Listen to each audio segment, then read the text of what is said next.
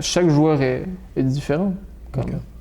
On va dire c'est humain. Donc après, tu sais aussi un peu, on va dire c'est une partie de l'apprentissage quand tu arrives dans le monde pro, c'est de comprendre un peu avec qui tu peux pousser certaines choses ou pas. Donc tu sais, j'ai rapidement compris avec tel joueur, je ne vais pas lui dire que tu as 3 DG en 5 matchs, c'est super. Il va me dire qu'est-ce que tu racontes. Ah. Et il y a d'autres joueurs, c'est la même chose. J'ai une panoplie de clips pour montrer les bonnes courses en profondeur que tu as fait. Je sais que je perds mon temps parce que il va me dire peut-être oui sur les séquences vidéo et après il va rentrer chez lui et ça ne l'intéresse pas. Et donc, au final, tu sais un peu avec qui tu vas peut-être mettre plus de temps ou ça vaut plus la peine. Après, encore une fois, on est quotidiennement avec eux, donc c'est un travail au quotidien. Un joueur qui, on va dire, je sais pas, un nouveau joueur qui arrive sur la pré-saison, gros ego, bah, peut-être que le premier jour, tu vas pas le voir avec des clips ou de la data, mais peut-être qu'après 3 mois, tu arrives juste sur la glacière après l'entraînement, les deux vous êtes assis, fait soleil, tranquille, vous parlez un peu de foot, et là, et t'en penses quoi du match hier? Bah tu sais, je pense que tu aurais pu faire ça un peu mieux. Quand t'as fait cet appel-là, tu vois que tes amis en difficulté. Ok, t'as pas tort. Et là, ok, petit à petit, discussion. Et au final, t'arrives un peu, tu vois.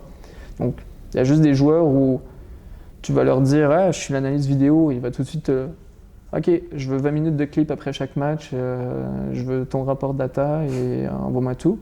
Et t'en as d'autres qui sont plus fermés. Ou j'ai jamais tombé sur quelqu'un qui était 100% fermé ou jamais, mais oui, je suis tombé sur des joueurs où ça a pris plus de temps avant d'avoir une certaine discussion plus ouverte.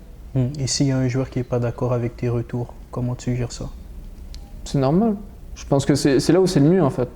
C'est encore une fois, ça c'est aussi quelque chose qu'il faut faire attention, nous, dans la place du staff, c'est qu'on n'est pas des profs au final.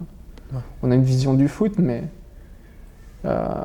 c'est pas nous qui est sur le terrain qui prend. C'est simple après à l'image de dire regarde pourquoi tu as fait cette passe là, tu aurais pu faire la passe là. Ouais.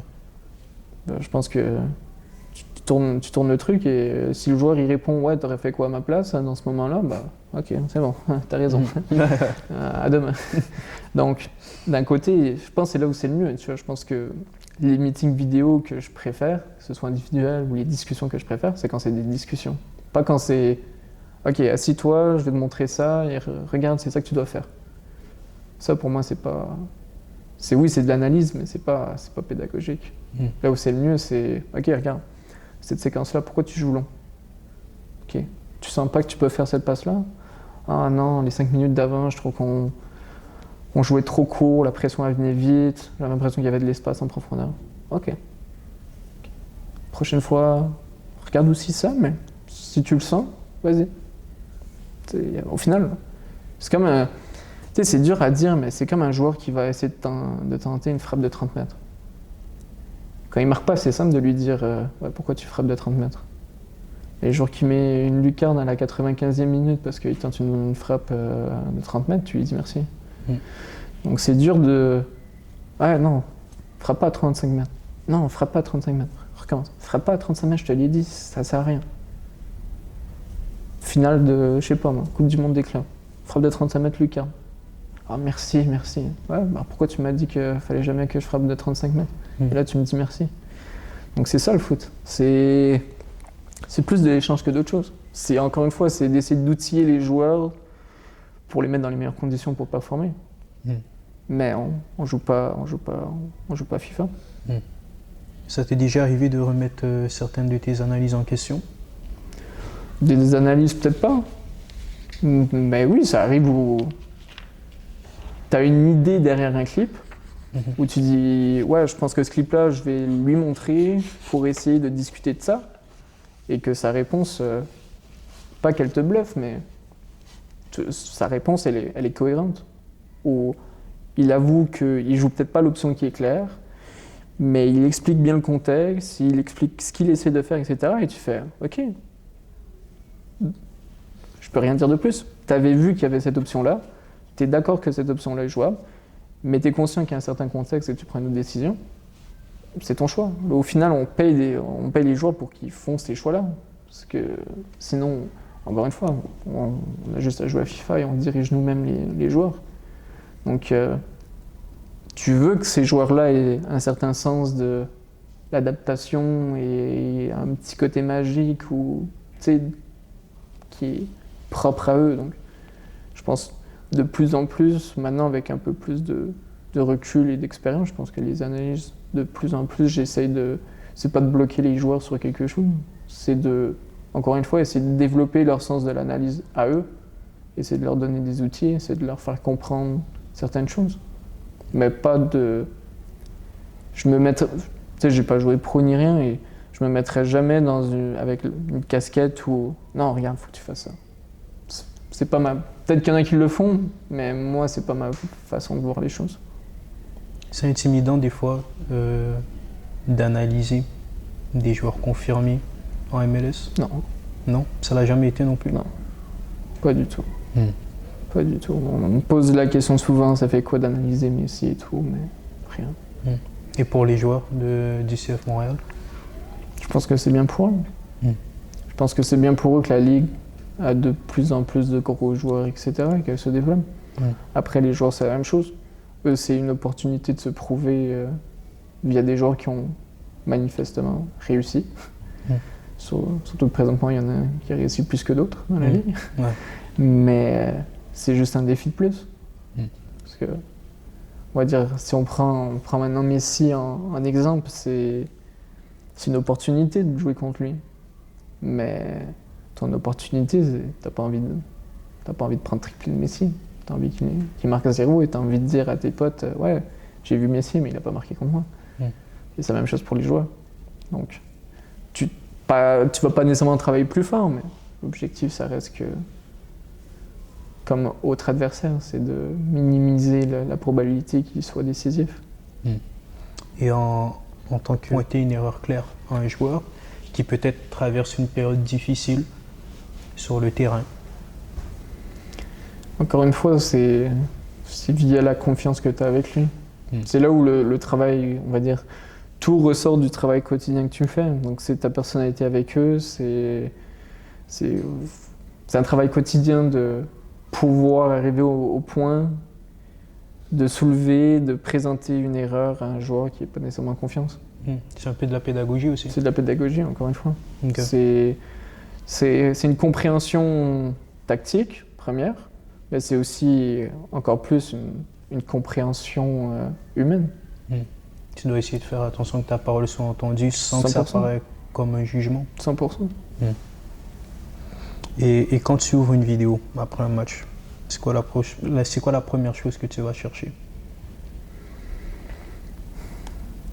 Je pense toujours lié à nous, en premier, donc plus lié tactique. Moi, c'est sûr que je suis quelqu'un qui aime le ballon et tout, donc je vais avoir tendance à regarder plus ce qu'on a fait avec le ballon que sans le ballon. Mais ouais, c'est sûr que moi, j'ai tendance à vouloir chercher le positif des matchs. Donc, j'essaie de trouver des séquences où on a essayé de reproduire ce qu'on a travaillé à l'entraînement, etc.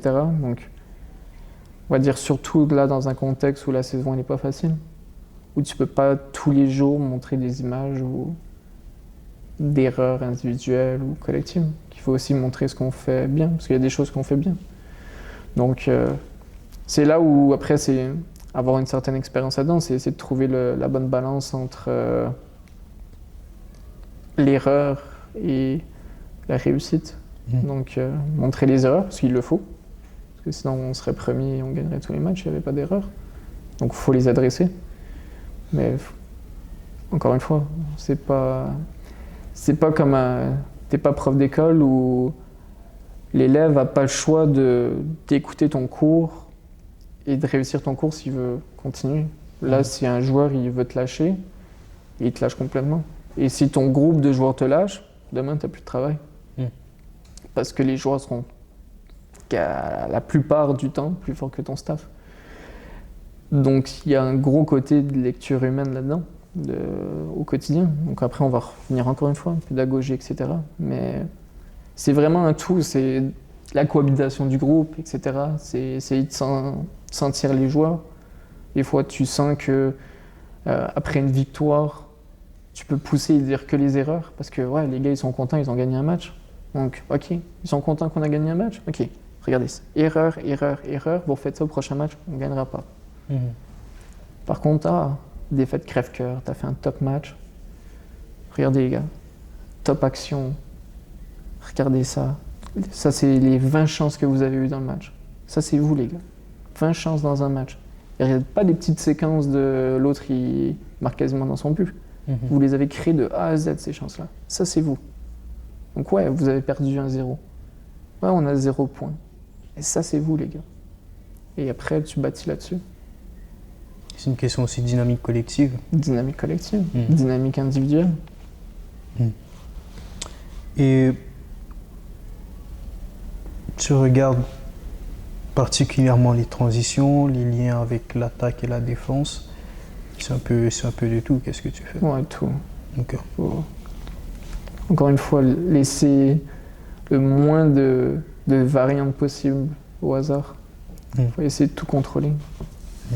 Au final, tu ne peux pas tout contrôler, c'est impossible en foot.